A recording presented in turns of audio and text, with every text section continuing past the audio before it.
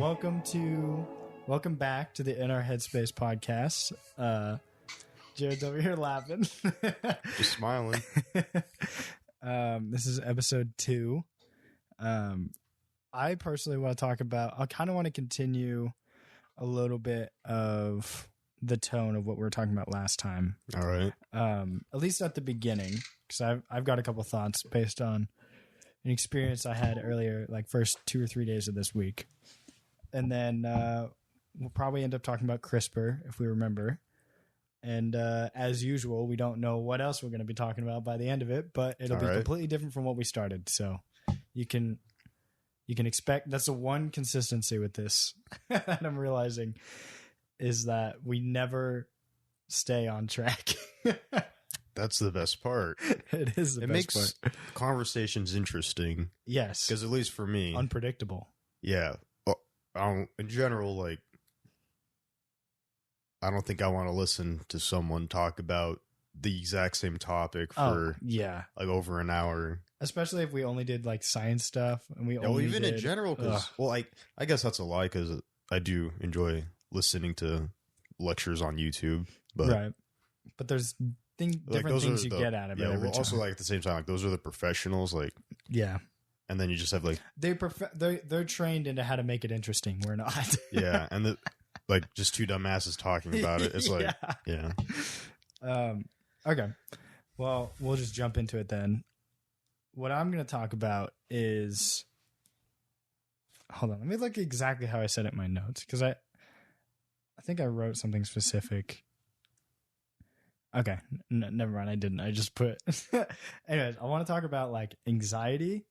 All right. And in a really strange experience I had earlier this week. Yeah. So on Labor Day, I was off. Okay. And I spent the day not really doing anything. I was home alone. And then, this is prefacing what I'm about to get into. And then later that night, because the whole day I was so bored, I couldn't entertain myself for the life of me. Okay. And I wasn't like creatively motivated or anything like that. So I was just kind of like doing whatever, like watching YouTube videos. I played some Minecraft. All right. But like, I don't know, I felt pretty unfulfilled. And then Mia got off work, and then I was like, yes, someone to hang out with. Okay. And so we decided to do a movie night. So we went and just the B movie? No, that was a long time ago. So then we went and got like snacks and soda, and then we came home, and I was like, oh, I want to show you this movie Hereditary. Have you seen Hereditary yet? No. So it was me, Shane, and Cameron that watched it. I'm missing out. So Mia had never seen it either, and I've been wanting to show it to her for a while because it's one of my favorite horror movies. And so we started watching it, and I was like, I've seen this movie 3 times already. Okay. And like, it's like a horror suspense, right? It's horror. It's a very slow burn. Like, okay. Anyways, the moral of the story, it riddles me with anxiety every time I watch it. Really? Yes. Okay. Because it's like, it has me on edge the whole time, and it's a good thing in my opinion. The problem came when after the movie ended and it didn't stop, and I just kept feeling this like extreme anxiety, and it was like a tightness in my chest.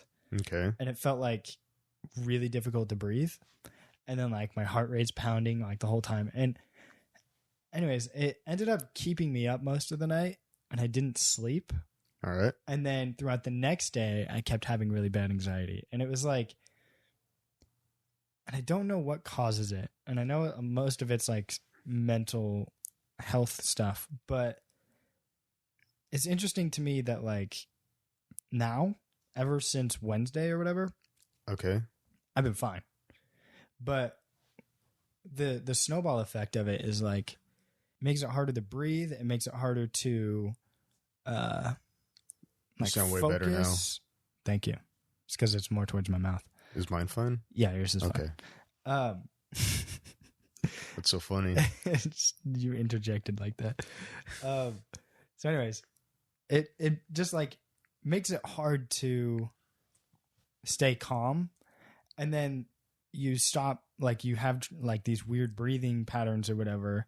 Okay. And your heart's beating really fast, and then you're like, oh God, like is something gonna happen to me? Like, am I gonna choke? Am I gonna like not breathe? And then that gives you more anxiety. And then you're like trying to sleep, and then you're like, oh, but what if I have a really bad health issue that's causing this? And then like you then I Google get my own something, head, it's like and you're then gonna have this and die Google tomorrow. scares you. Yeah, You're gonna die tomorrow. exactly. And it's like freaky, and it like, and that happens to me, and it's like on a 3-day range, and it's All happened a lot, like in the past like 5 months. But it's just interesting that like I can go from that and then go to sleep and then wake up the next day, and I'm just like after that 3-day whole 3-day experience, and then I'm like, oh, I'm fine. And then like don't feel anxiety. Like when I'm in that weird sensitive state, like even thinking about anxiety gives me anxiety, and then it just goes. So it's like, I don't know. I had that experience, and like the first part of my week kind of sucked. Because I wasn't getting a ton of sleep. I was like feeling that feeling of like, oh, I'm not doing anything. And it's just funny because the whole conversation last week was do things with intent and be fulfilled. And I just want to talk about how it can affect you in so many different forms. Jared's just staring at me, trying not to laugh. I'm fine. You're laughing at my mental health issues, Jared? I was gonna build on. I wasn't gonna make fun of you. It's okay. You can make fun of me. I can take it. I was gonna say it's very interesting Yes. because you're having anxiety that stumbled upon you. It was self-induced. Yeah, well, I'm trying to draw the difference between what you just had and then someone who's not doing anything with their life becoming self-conscious and getting anxiety that way. Yes. And I find that interesting because with you,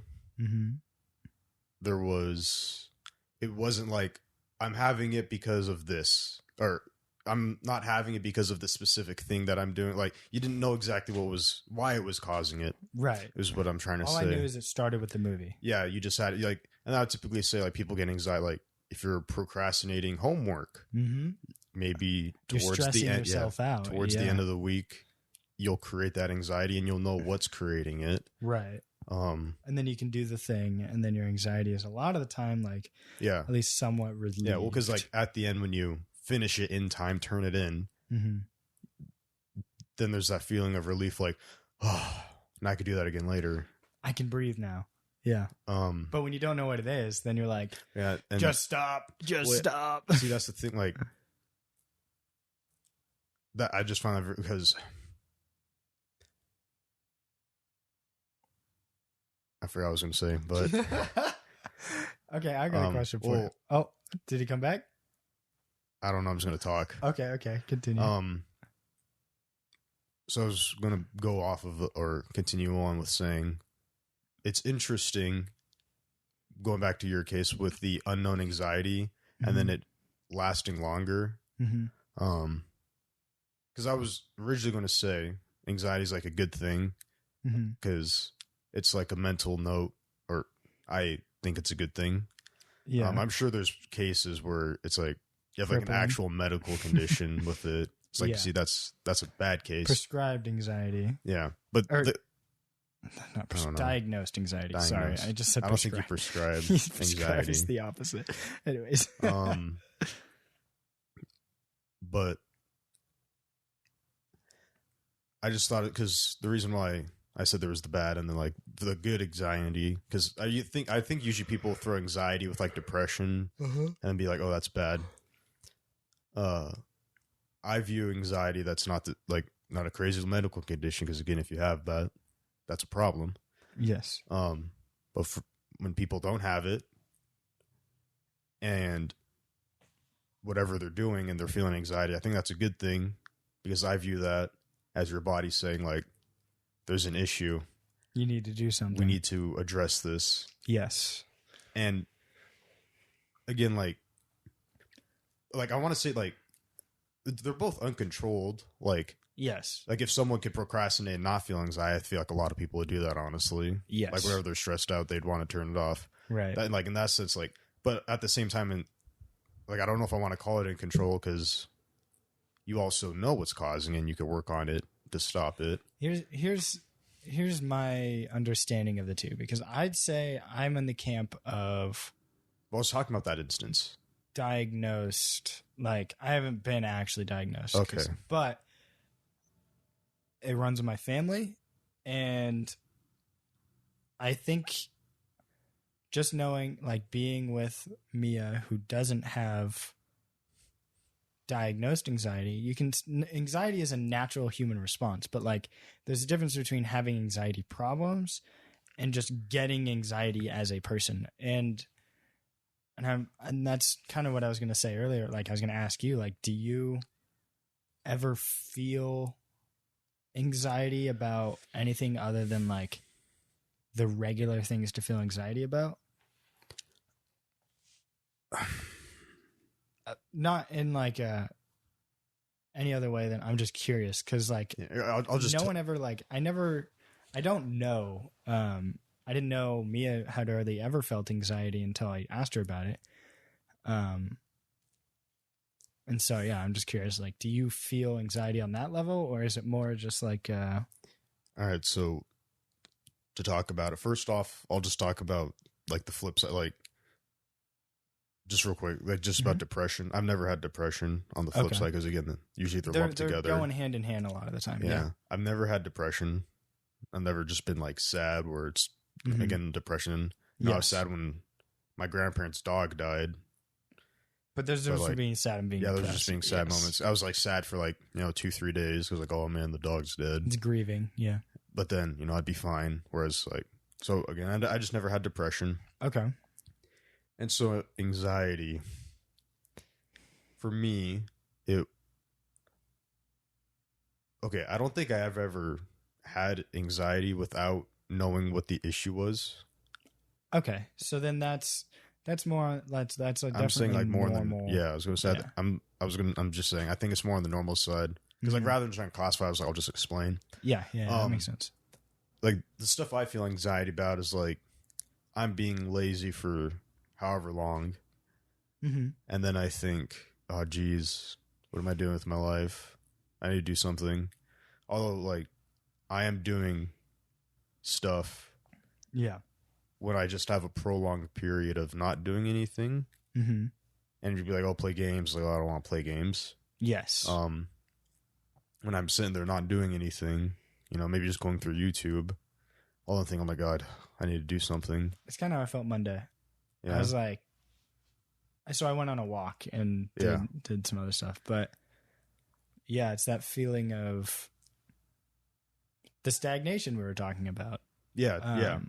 And you don't want to get caught in that loop, and that makes sense. I for me, and it's almost like on a scale of like severity, but all right. I know for me. Well, yeah. What? Oh, did you have more to say?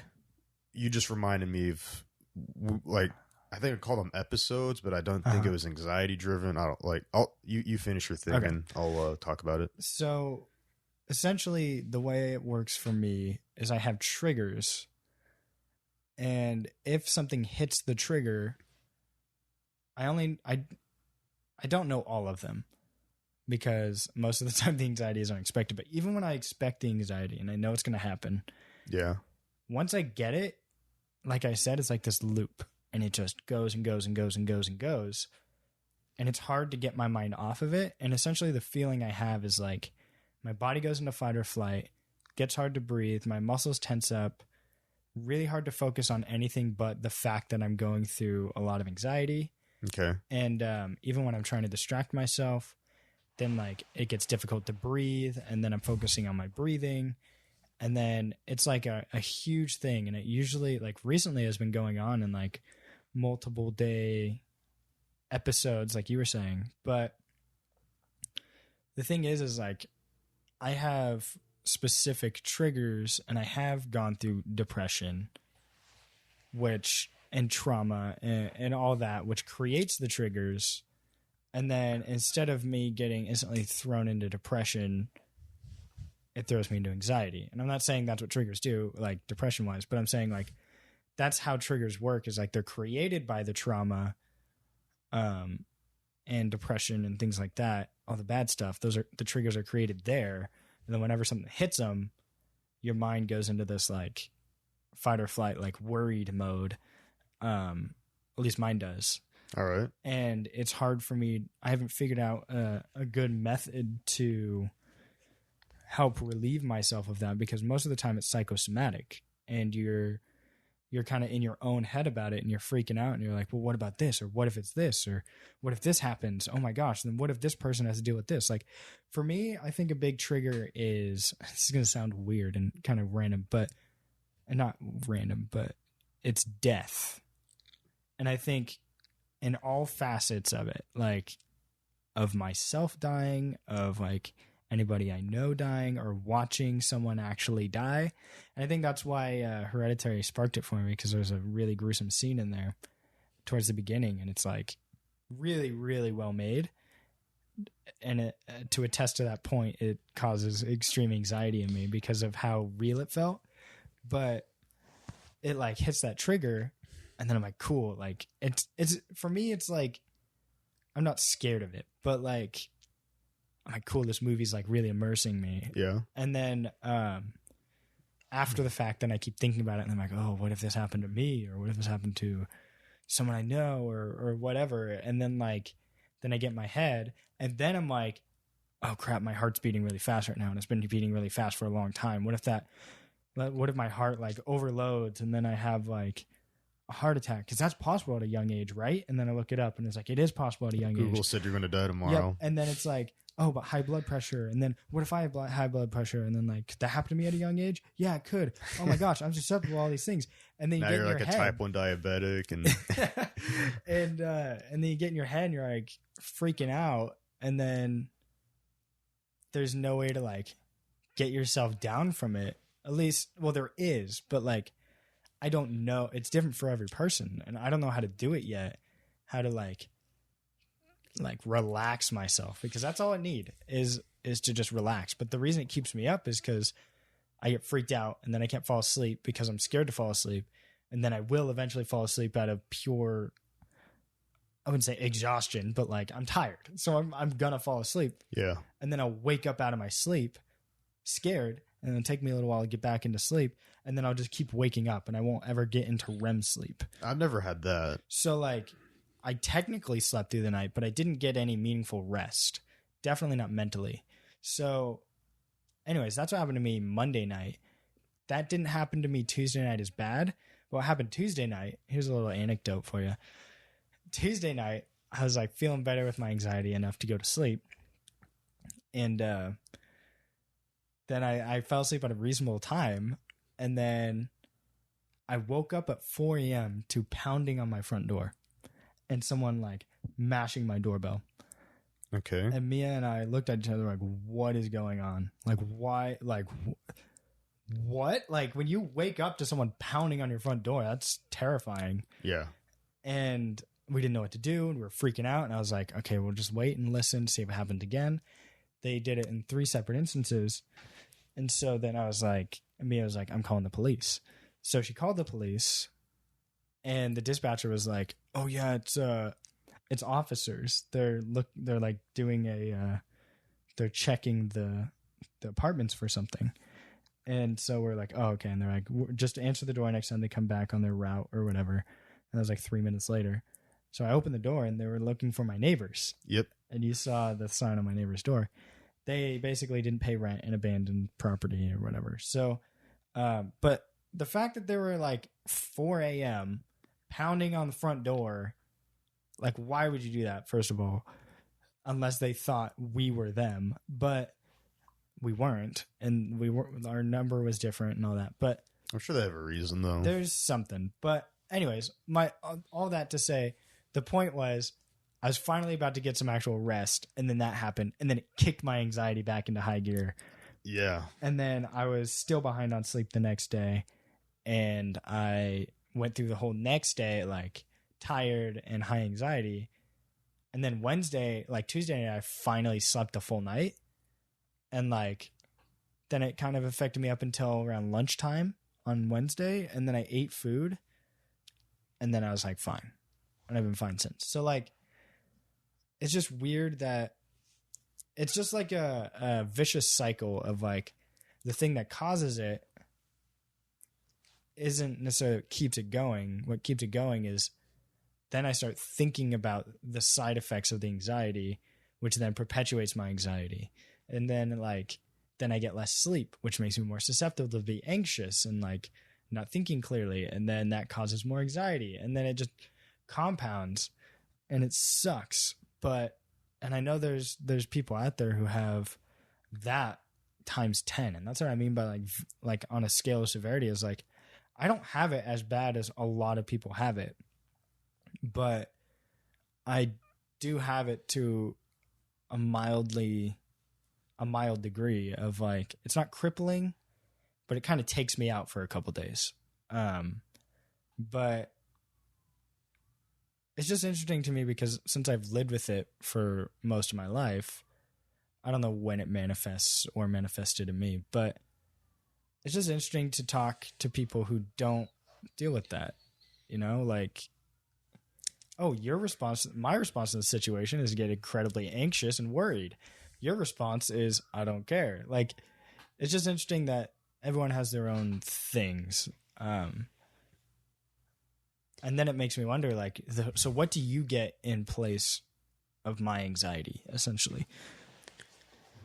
Yeah, so I don't have a snowball effect like that for me. Mm-hmm. So back to my episodes, I think they were probably anxiety driven, and they're very sporadic, usually only at like 12 a.m. Mm-hmm. And I had this one crazy one where I had two actually. The first one like a long ass time ago. I remember I couldn't go to sleep and I stayed up till like 5 or 6, and then I just woke up at 8 and then just like continued about my day. Yep. That was just weird as fuck because that probably had something to do with me not going to bed when I normally do. I'm like, right. Maybe there's some like subconscious shit going on around there, and like it throws me off. I'm like, oh, I should be sleeping, but I'm not sleeping. Whoops. And so, but it didn't spiral out of control. I was just really tired the next day, and I'm just like, oh, I just want to go to bed. But yeah, I have a really hard time going back to sleep. Me too. After I wake up. Well, depends on where I am at in the cycle. But like, I don't like napping. I hate napping unless I'm like dead tired, which I did actually this week because I was so tired. I went and slept for like an hour just to like help my mind and reset. like calm down. Yeah, reset, exactly. But I don't know. I've been there. Like the first time it happened when I got it's funny. I'm looking at this note taped to Mia's computer that I wrote, and I wrote that because I was feeling extremely high anxiety, and she was going on a trip. A couple weeks ago, and I was like getting anxiety about it, and so instead of like holding it inside, I like went and wrote out on this paper, and that kind of made me feel better because I'm like, cool, I'm like communicating my feelings about it, and it helped like lift a weight. It didn't like resolve it, but it helped me have a clearer mind. All right. But I'm trying to remember where I was at before, where I was saying when I originally got tested for COVID, I thought I had it because I had really bad anxiety, and I looked it up after the fact, but like since then I've realized, and I said this earlier, when you get anxiety, your chest muscles can tense up. All right. It doesn't feel like they're tensed up, but they do. And then it makes it harder to breathe. Okay. And then you get scared of that. Anyways, so it was hard for me to breathe. And I was like, I'm short of breath and all this. And it kept me up till 6 a.m. because I was super paranoid about it. And I had heard like, it wasn't an article, it wasn't any substantial evidence. I think I saw a comment or something somewhere on the internet, somewhat recent to that, where they were like, oh yeah, some guy got COVID and then his lungs filled up with liquid and then he died in his sleep. I don't know any degree of what validity that has, but all I know is that was in my head Yeah. And then Thinking worst case scenario. yeah, and then I was thinking about it, and I was like, oh, what if I have this? And maybe that's what's causing my shortness of breath. Again, that snowball effect. And I was up till 6 a.m. until finally I like just passed out and didn't go to work the next day. Then I called the doctor to get tested, and then I had the appointment the next day. Then by the time I went and got tested, I was hardly feeling the side effect that I claimed I was feeling because my anxiety was starting to subside. And I told the lady, like, yeah, I think it was probably just anxiety. But she still tested me and it came back negative. But I was explaining to her, and she's like, your lungs sound fine. Your heart sounds fine. You seem normal. And I was like, I'm starting to think about it more. And it was like, it could have been like a really bad fit of anxiety. And the reason it surprised me so much is because I'd never done that before. That was my first instance of me going through these anxiety attacks. Okay. And so then prior to that, you never really had anything. Yeah. Okay. So prior to that, my anxiety was mostly base level, like, ooh, I'm freaking out. And yeah, your then, homework is due tomorrow. Yeah, and then it would go away. Or it'd be like a trigger, but then it would go away. But it wasn't until like the past couple months that like it sticks with me. And that's just because I get in my own head about it. Yeah. But now it's happened twice since then. Something's up. I need to figure it out. But anyways, so it's just fascinating that like you were saying, it kept you up all night one night, but then you just felt tired the next day. Kept me up all night. I woke up. I was still feeling the anxiety, thinking I was having symptoms. Called, did the thing, and it wasn't until the third day that I was like, okay, I think it was just anxiety because it's gone now. Yeah. Like, and then, yeah, and now it's like all that entire conversation is just to say, like, it's just fascinating how one day you can feel like you're going to die, and then the next day you're like, I'm fine. I'm normal. Yeah. Not a worry. Like, well, that's a great thing about our brains. the great. Be pretty hard to struggle as soon as like you become conscious. You're like, oh, I can die, but then that's all you think about. Yeah.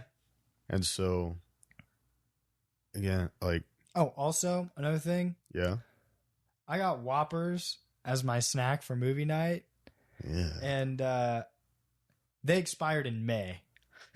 So the gas station I bought them from, oh my god, did you gave me 5 months expired Whoppers, and I was pissed. What do they taste like? They just tasted stale, and they didn't like taste like sweet. They were just like I was eating cardboard because they were stale, and I was like, come on.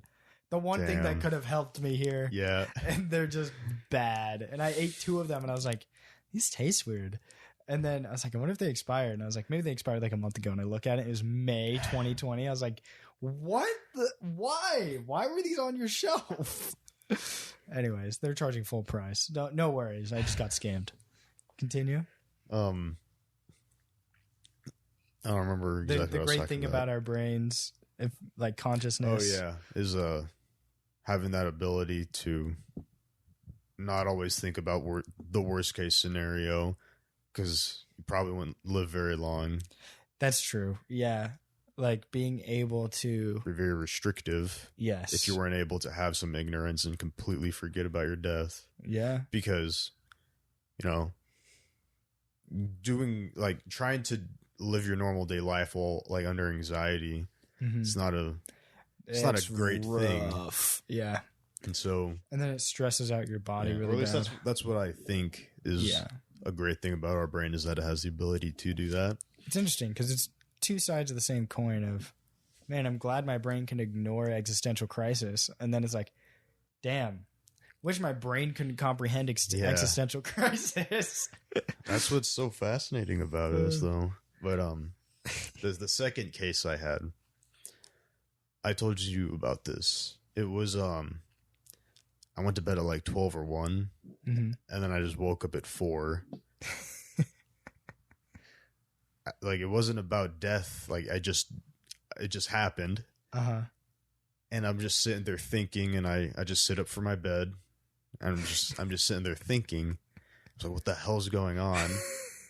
And this is like max anxiety for me. Probably not near as bad as other people, but yeah. So I'm sitting here at my max anxiety. I check it's 4:00. So I wait like 30 minutes. I get up, go to my computer, just like kind of stare at my monitor for like 30 minutes. Yep. And then I just pulled up a Word document to start typing. Uh-huh. And I ended up typing like a 3-page paper in half an hour. Oh or my- four-page. Jeez. Like I literally just kept typing and typing and typing for half an hour. Damn. And then I just stopped and I was like, what the hell? Oh. And then I went back to bed. Like, oh, that was weird. And you just go back to bed. What I typed about was, for a lot of us, and that maybe this could go back and relate to how I said our brain has like the on and off for awareness. Mm-hmm. I was talking about how I think a lot of the times we blow a specific topic that is worrying us into huge proportion. Yes. For example, like you're in the dating world, and of course you don't want to be an ugly person. No, you don't want to be rejected. Yeah, exactly. You don't want. Like it would suck if you were completely hideous and you. So, Why is it where it's from, Jared? What? Oh man, that would suck if you were completely hideous. That's so funny. You would Okay. have heard the rest of it. Yeah, yeah. I know. I just it's so funny. Because if you would look around, you'd be like, "Oh, all these people are beautiful. They have this, and that." Or not even horrendous. You could be completely average. You could even be above average. Mm-hmm. And again, you could just be an outsider looking in, seeing people like looking perfect or whatever. But the reason why I'm talking about that is because when I was typing the paper, I don't know why I talked about it, but I did. It was amazing how we take certain concepts and blow them into a huge proportion. Yes. Because for a lot of people, like you're comparing yourself to others who post pictures of themselves online. Yes. You could be like, oh, they look better at this. They have this that I don't. And it's crazy how big people really blow that out of proportion, because then they treat it like that's the only thing in life. That's what I'm lacking. And then it causes them sadness and whatnot. Like they base their happiness around there's this like one so much thing. more to life than just that. Like you could be learning a skill. You could be reading. You could be learning. You could be out exercising. You could be doing a lot of things. But what you decided to do in the moment, consciously or not, because I'm sure it happens when people don't consciously want to do it. Mm-hmm.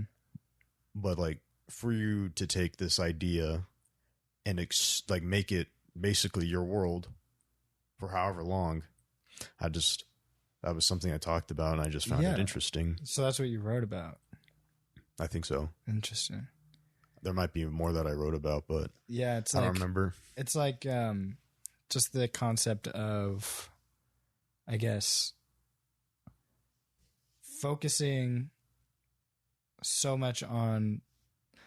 I sort of made a comment about it in one of the other episodes, but I was like, it always feels worse to have the bad thing when you see the good thing.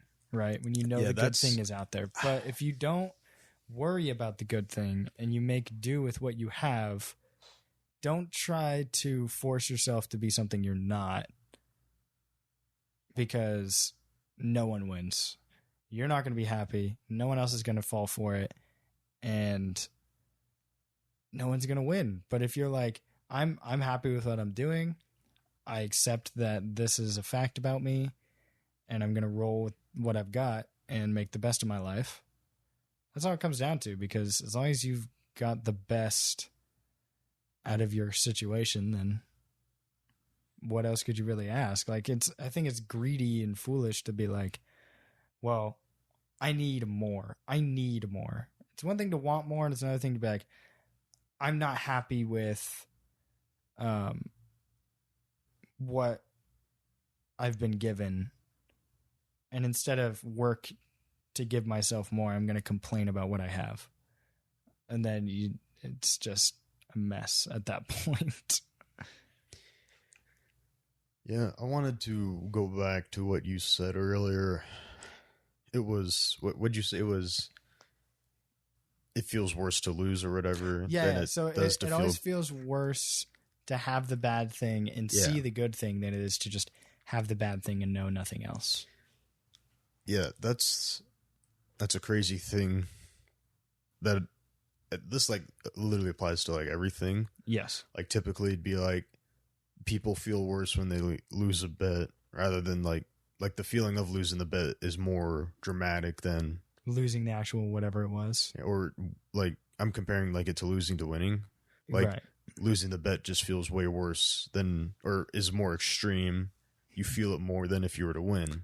Right. You have more of a rush when you lose than you do when you win. Yeah, like it just feels more intensified. That feeling is more intense Yes. losing than it is winning. Yes. Because I've seen people on I've seen YouTube videos of people like they'll put like their life savings like $57,000 and like try to trade with it and go all in, Oh no. and then they immediately watch like whatever they invested in and try to trade. They watch it go to like zero or not, like they watch it dump, and they just like watch God. they watch their life savings go down, down, down, and then that creates like a state of FOMO where they're like, I have to get out now. Like maybe if they waited, they could have Right. gone back to break Right. even. But since like in the moment it's down, you're panicking, you're FOMOing. Yeah. That's just one thing I've noticed. That's just Just how we function. Yeah. And I'm sure there's people that love the feeling of winning and they're like, oh no, I don't care about losing. But Man, what a blessed trait to have. yeah, I don't feel that bad when I lose, but I feel great when I win. yeah, maybe like if you have some of the anxiety of losing, like Here's the that should be your warning. Like whatever you're betting in and partaking in, if you could imagine losing and like how that feel, then your anxiety kicked in. Yeah. That'd be a good trigger for it. Yeah. Like, all right, don't do it. Don't do it. No, one other thing is you're never going to feel as amazing winning if you don't feel horrible losing. And what I mean by that is if you put in $1 and get $1 out, you're not going to be like, yeah! But if you put in like $57,000 and you get $200,000 out, you're like, oh yeah! But if you put in $57,000 and you get nothing, you're like, no! So it's like, it's a scaling thing, and well, I'm also the sure nature like, of it. It could also intensify things where like you lose at first, Yeah, and then you win after. yeah, It's like that, like that's a good situation because rather than just giving up on whatever you're doing as soon as you had that like a detrimental loss of some sort, the feeling of overtaking it could be better. True. The accomplishment of it. Yeah, because you failed at first, tried it again. So we're gonna transition into CRISPR because I don't know what that is, and we gene teased editing. it last time, and I actually am like really curious about it. All right. CRISPR is literally just gene editing. You're able to edit your genes. It's like, Okay. So what does that mean? Like you could like construct a human or whatever and like mess with their genes. So like when they develop, they could be better, stuff like that. You can essentially create superhumans, Yeah, you could do like stuff the like that. perfect embodiment of a human. Brett Weinstein talked about it. It was so interesting because he was talking about CRISPR and gene editing. He was talking about like how we need to be careful of like editing genes.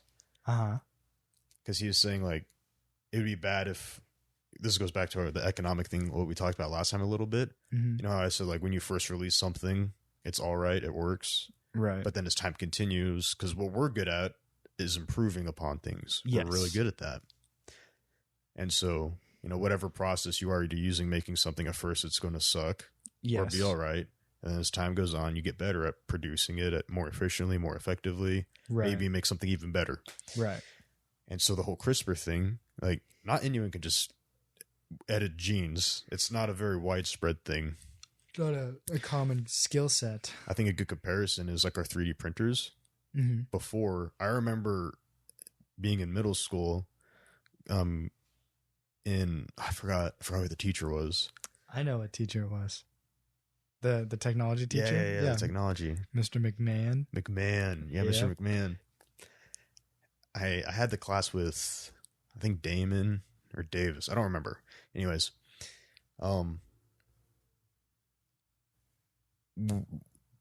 like, I think for one of our assignment, like, I don't know, for some reason that class we would always be like something about news related to tech. That's all I remember. Like the current events. Yeah. And then I remember though, like, a lot of people in the class, including I think McMahon, was like, "Oh, dude, look at like this 3D printing stuff," when it was on the rise. Yeah. Because it's like this whole new concept, or a concept being brought back to light. And then just watching people doing like, yeah, we're constructing all this stuff. Like, at that time, it's not very widespread. We're literally getting the information about 3D printing over the internet about like this crazy thing. Right. And now, like, I know people that have 3D printers. Yeah, right? Like Centennial, I think, has one in their school. Yeah, I think Rocky has one too. Yeah, and dentists use 3D printers all the time. And yeah, like now it's just a thing. Yeah, now it's just a thing. And I'm sure like maybe even more people get if we get even better at making like just making the items from the 3D printer. Yeah. So right now the whole CRISPR thing, not anyone can just be like, I want to put in this amount of money and edit genes. Right. Like, make my perfect baby. Yeah, exactly. This is like a very like, this is like for the scientists and stuff, not, yes, it's not a commercial use thing yet. Yes. And so Brett Weinstein talked about it and said we get into the issue when we get so good at making these, improving our gene editing, like we'll probably reach a point where then it probably like bleeds over to commercial use where you could just have anyone construct whatever they want. Because then it gets into ideas like, what if they want to construct like some biochemical weapon or something and like give it to people? Yeah. Because it'd be bad if you could just have like someone from the middle class want to develop like a biological weapon. It's almost too much power to be given to just anybody. Yeah. Well, so what happens? It's like, then it becomes like, but then you could get like factory babies. And then like they would just start pumping out perfect babies. Well, a long time ago, I forgot who talked about this. I think it was not Carl Jung. Probably a Greek dude. No. Alan Watts. Oh, yes. Alan Watts. He was talking about I think it was the government. Someone interviewed him.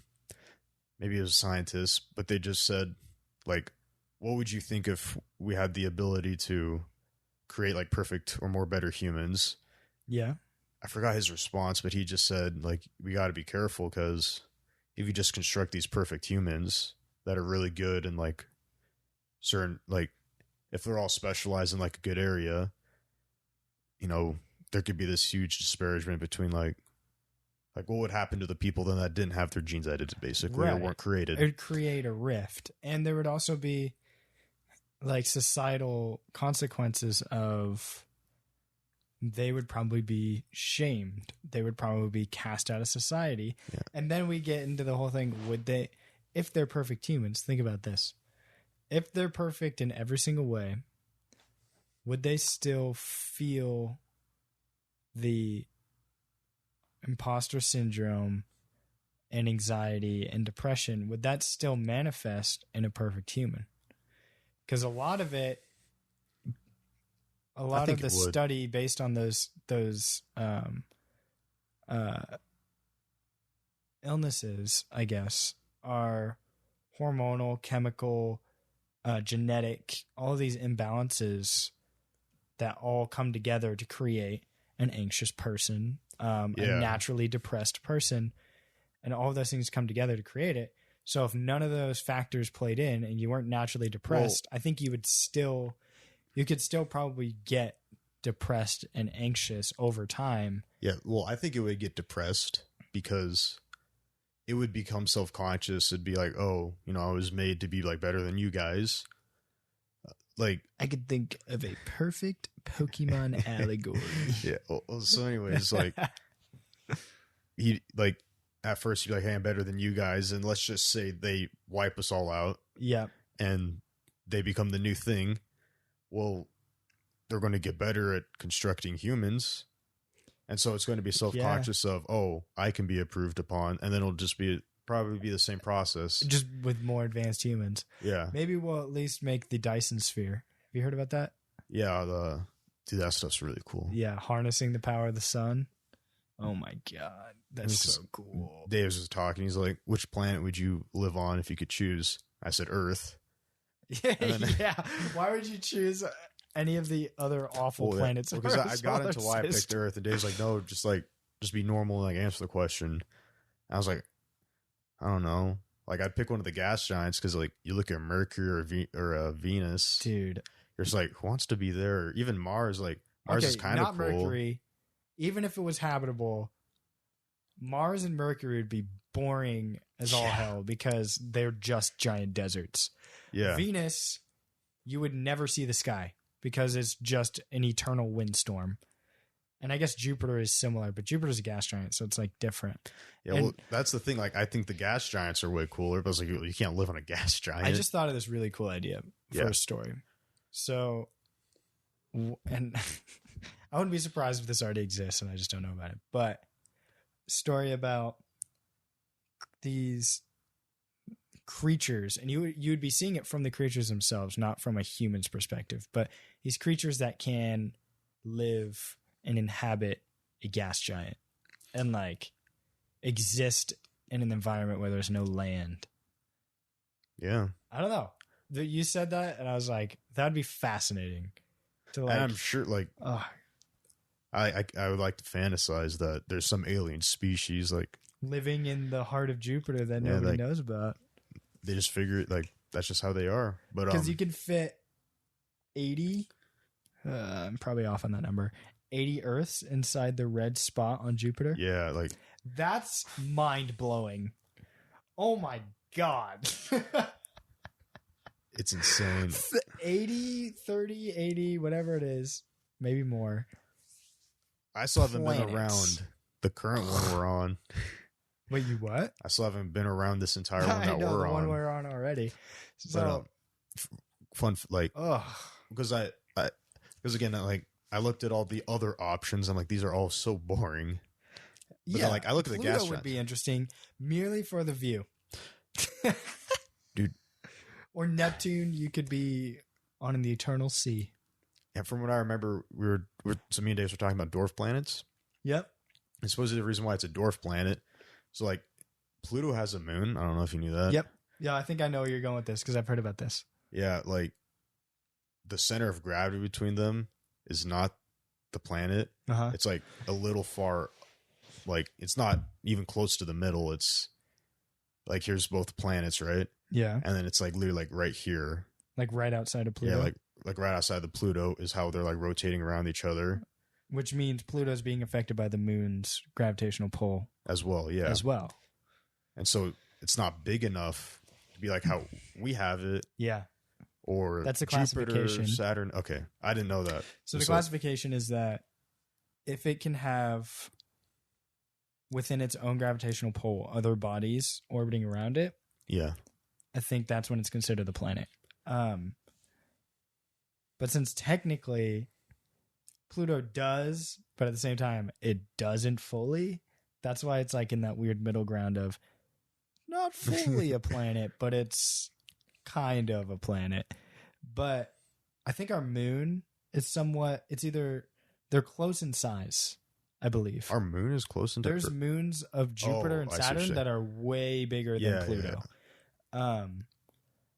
And isn't it crazy that Jupiter has like 30 something moons? That's awesome. Or Saturn, one of the two giant, like they have like 30, 40 something moon. Well, actually, I think it's more. I think it's way more than that. But we're so. It's so beyond our scope of understanding, and that's just within our solar system. Well, that's what I love about it, because oh my, I don't know. our solar system is pretty awesome when I look at it because we got all these solid planets that are different. Yeah. Earth obviously being like looking completely different compared to the rest. And then farther out, you got these gas giants. You got Saturn with these big rings. Yeah. Like Each one's distinct. Yeah, like Saturn, Jupiter being like a brownish, reddish colors. Yeah. Saturn being like mostly brown Jupiter's from what I remember. just a massive, like huge. Yeah, and then right outside there you got I think Neptune, I think it goes Neptune, Uranus, which is like this blue color, and you got Uranus, which is like this beautiful turquoise color. And you got Pluto. And you got Pluto. It's just a rock. I think Pluto is totally he's the people's champ. He's the underdog. Yeah, everyone loves him and believes in him. I want to see. No, look up pictures of Uranus because, bruh, I know we're mature. Look at pictures of Uranus because Uranus has rings as well. Yeah, it does. Yes, I know it. It has a vertical ring. I thought of a dick ring. What do you call that? What else? Yes, it has a vertical ring. Okay. So does Neptune, I think. Yeah, but Neptune's like it's very you like can faded. See it, yeah. But just looking at those planets, I'm like, these are way more pretty and interesting, my opinion. Next thing I was going to be like aliens on Venus. Dude, okay, have you ever played No Man's Sky? No. I know. I have to show you that game because there's like rings are like random. Okay. So you can go on any planet and like if your planet has rings, you can see it in your atmosphere. Ooh. Looks so cool. I think it's a Saturn. Dave's was showing me. It's like the top or bottom of the Saturn. Because it's a gas giant, okay? Remember? Saturn. Yes. At the top or bottom, I don't remember, and I think it was Saturn. It could be Jupiter, but at the top or bottom of Saturn, it's a hexagon shape of like different colors or whatever. Yeah. It's like a hexagon. I think it's Saturn. I think it's Saturn. It's a hexagon. Yeah. And then the poles. Yeah, it was like that's cool. Like that's like physics and math, and then that makes me want to learn physics and math. I'm just like, what's going on there? That's cool. Dude, there's so many things. Like they think they found ice. I think it's on Io, which is Davis was talking about that. Jupiter's moon. Calypso is one of my. I just like that name. I don't remember the story, the Greek myth, but this is random. The moon that orbits Pluto, or the moon that's next to Pluto is Charon. Charon, whatever. Yeah. I was like, oh, Charon's coin. Pluto and Charon. Okay, so you know Pluto is Hades, right? Oh, I didn't know that. No. Yeah. I never remember. Charon is the guy who escorts you to the underworld on the river Styx. Okay. Yeah. That's pretty cool. And I think there's another, I don't know what it is, but there's a celestial being out there celestial object that's named Cerberus. Okay. But and this just popped in my head when you were talking about that, because we were talking about saying the river Styx made me think like, if you're to go to Pluto and then you're like, I'm going to go just further beyond. And then it's like, boom, you're outside of the solar system. Yeah. Like, Dave's is showing me, like, I watched this one video, some like Anton Petrev, I think his name is. He covers like science. He covers science news, and he was saying like outside our solar system, the asteroid belt, the Kuiper belt. Yeah, he was saying like it's like all fire and like really hot out there, plasma and stuff like that. I think that's what it was. But like, because Davis was showing me a thing when you zoom out, and so like, you know how we're a disk, like our solar system, it's a disk. Oh, but it's like hurtling through space? Yeah. Like, no, not in that sense. Like, so I guess for comparison, like when he zoomed out, there's like a bunch of dust that's like outside our belt, like a bunch of just dust around us. And it's the shape of a sphere, but like, it's literally like a sphere. It's like a ball. Like surrounding our solar system? Surrounding like everything. Like a huge portion of us. Whoa. Like probably has something to do with our star, but like there's just a lot of dust that's like in a sphere. Because like rather than viewing like, because I said like we're like a disc, like literally like the sun, it doesn't have a sphere around it of planets. Right. It's a flat disc. It's a flat that has stuff orbiting around it. I'm glad we kind of went off the more depressing note towards the end. This fell short. What if this is a lame one? That's okay if it's a lame one. There's going to be lame ones. You're right. Do you have any final thoughts you want to share? I don't know. I just really got to take a piss. Nice. Well, that's gonna do it for our episode 2.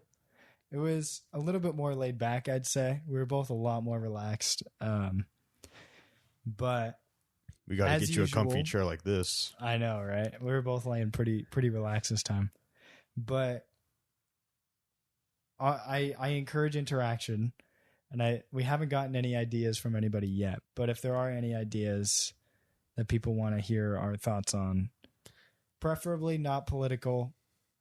I'm looking at you, Dad. I don't necessarily want to talk about politics. We could totally talk, but like we could cheat and we could like talk about perspective instead and go down a whole different path and not make it political. We'll see. I don't know. Anyways, all right.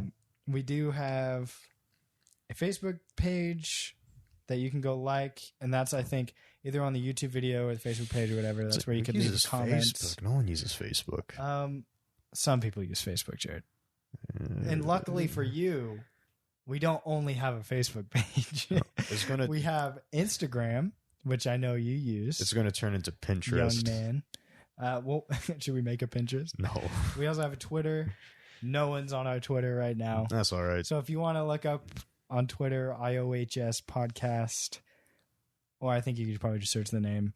We're there too. I just tweet every time there's an update, and like when the next episode's coming out. That's what I do on Instagram too. I might start doing more on Instagram, like stories and stuff. But take good clips and put it on there. I do. I actually have an extra. I have a bonus clip from the one that just went up on September 11th. You could put the bloopers on there. Oh, that would be funny too. See, look at this. We're coming up with content ideas. Follow us to find out if we actually follow through on it. Anyways, that's the end of episode 2. Thank you for listening, and we'll be back in a week with another episode. Hopefully more about something. This one was more about like anxiety, but I liked the other one because that one felt like way more on track. Anyways, yeah, I don't want to put negative thoughts in your head about our own podcast. So see you later. Bye-bye.